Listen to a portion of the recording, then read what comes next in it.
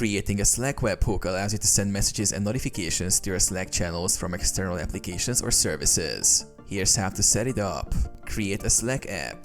Visit the Slack API website. Click on your apps and then create new app.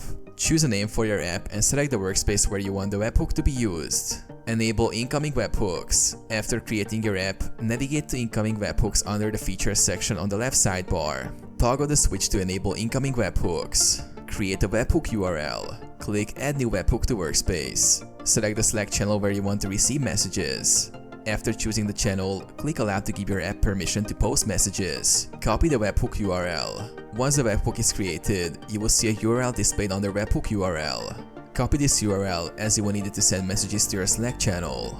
Send data to Slack. Use tools like Postman or integrate this URL into your app to send HTTP post requests to the URL, including a JSON payload containing the message to be posted.